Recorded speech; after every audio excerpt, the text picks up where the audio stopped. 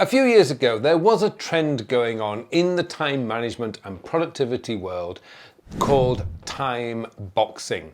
Now, what this meant was you would decide that, say, for example, on a Saturday morning, you're going to spend 3 hours cleaning your home. And you would block cleaning in your calendar. And then you would drag on top of that the things that you were going to clean. So for example, at 10 a.m. on Saturday morning, you may start off by cleaning your windows. Perhaps next you would clean your kitchen, so you'd put a block in there for kitchen cleaning, and then you would clean your living room, for example, and you'd put a block in there. Pretty soon though, people discovered that this doesn't actually work. Now, one of the reasons for that is you're not a machine, you are a human being, and because of that, this kind of detailed structure is never going to work. For one, what we don't realize is just how long a task will take. Or is it really going to take 1 hour to clean your windows? And what about the weather? That's something beyond your control. It could be pouring down with rain and howling a gale outside. Would you really want to go outside and clean your windows on that day? So that's one of the problems. Is it going to take you an hour precisely to clean the kitchen and an hour precisely to clean the living room? No, we're not very good as human beings at predicting how long something will take to do. And this transfers into your working life too. You can look at an email and you can probably guesstimate how long it will take. Maybe it's going to take you 10 minutes, 20 minutes to reply to this email, and then you discover, oh yeah, I need to remember this, and oh, I should actually make sure, what's the name of that person? Suddenly that 10-minute email has now taken you 30 minutes. It's practically impossible to accurately estimate how long a task is going to take. Now, this is quite different from having a meeting, because with a meeting, we normally negotiate a time. It might be a 30-minute meeting in the morning. You might have a 1-hour call with a client later in the day. You know, there are two people or more people involved in that particular negotiation on what we're going to do and how long, so that can be put on the calendar with some degree of certainty that that 1-hour meeting will last an hour. Tasks are very different, and that's why we need to first define what a task is and then define what an event is. Well, let's start with the easy one first, an event. An event is something that needs to take place on a specific day at a given time in a specific place. So let's take, for example, when I do my coaching calls, I need to be in here in the studio with my computer and Zoom open. And because we need to be on the same sort of page, I need to be meeting my clients at a given agreed time. So that might be 9 p.m, it might be 10 p.m. in the evening. Great.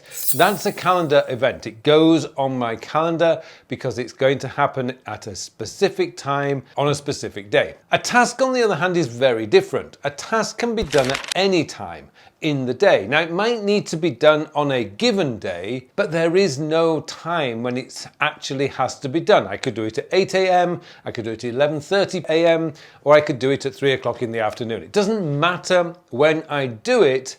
The only thing that matters is I do it at some point. Now, for most of you, if you actually take a look at the tasks in your task list or your to-do list, probably you'll realize that 90% of them don't actually need to be done today. They're not that time sensitive. They could be done tomorrow or perhaps the day after.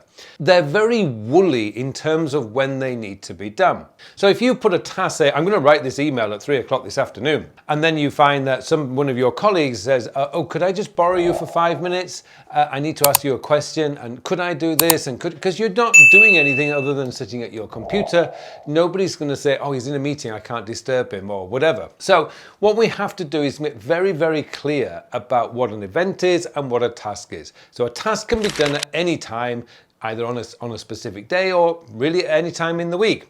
An event needs to be done at a specific time on a specific day in a given place. Once you've got that definition, everything else starts to fit into place. However, with time boxing, there was something in it that can work in your favor. Now, given that we know that an event has to happen at a certain time in a certain place on a given day, well, what we can do is we can categorize our work. Now, in my last video, I went into detail about how you can categorize your work into Todoist and use that with your calendar. But what it essentially means is you need to divide up your work into categories. Now, for most of us, we're going to have communication. That's a category. We've got admin. That's a category. Now, beyond that, maybe we've got planning. That could be a category. We've got chores. That may be a category. But beyond that, it really does depend on the kind of work you do. Now, I create content. I'm also an author. I write. Therefore, I need blocks of time for doing my writing. Now, I like to do most of my creative work between 9:30 and 11:30 in the morning. Now, over time, because you're not going to be able to suddenly change this overnight, but over a given amount of time, I have managed to be able to get my calendar so that between 9:30 and 11:30 in the morning, I sit down,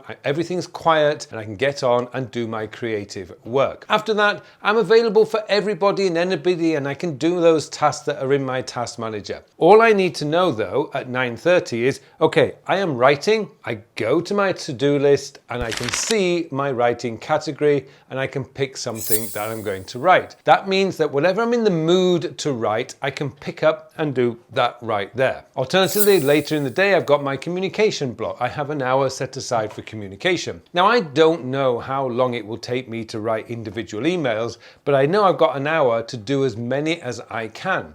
So, starting at usually 4 p.m. in the afternoon, put a little bit of music on in the background, sit down, open up email and work on my actionable email. Great, after an hour, I stop. Now, it could be that maybe there's 4 or 5 emails I didn't get to, but they are the ones that only came in a few hours ago, so I'm not likely to be under any pressure to respond to them, and they'll be the first ones I do tomorrow. So that's okay. They will get a response within the 24 hours that I usually set as my guideline for responding to email. That's how you can use time boxing. Now, one of the things I've noticed, because I've been looking at Apple's new beta reminders and calendar integration, this is not going to work for most of you. Reason being is, all it's doing is it's throwing all your tasks into your calendar and then you can start dragging them into place. But there is a problem with this. When I look at people's calendars, if you are starting to put all your tasks in there, like, okay, I'm going to put this task in there, that's 30 minutes, I'm going to put that task in there, that's an hour. What you're doing is you're filling up your calendar. Now then when you look at your calendar later in the day and you're going, oh,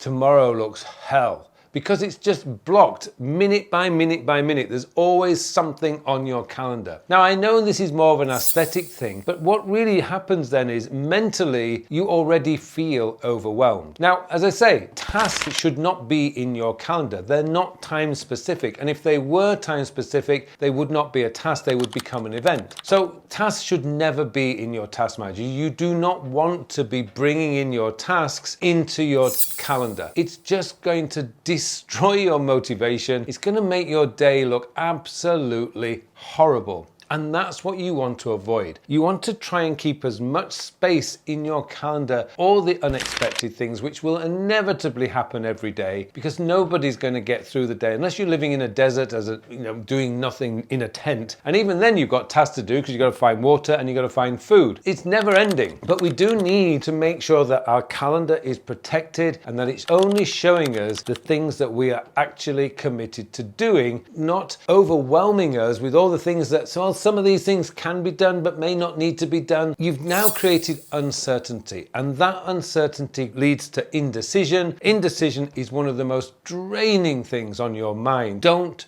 do it. Let your task manager do its job. These are the things that need to be done at some point today. It doesn't matter when, and I don't know how long they're going to take, but I'm just going to get them started when I've got the time. Calendar will tell you what you should be working on at that specific time. It might be, I'm going to do some focused work, so I'm going to write some proposals or reports. It might be, I'm going to do my communications, so that's what I'm going to do. I'm going to reply to my communications. Pick something, then go to your task manager and say, right, I've got 1 hour, let's do as much as I can. I can promise you, you'll become a hell of a lot more productive, but B, you'll be a lot less stressed, a lot less overwhelmed, and your calendar starts to look beautiful. And that is always a good place to be if you want to be a lot happier in what you're doing. I know this video is a bit short this week, but if you want to learn more in detail about categorizing your work, then this video up here is the next one I suggest you watch.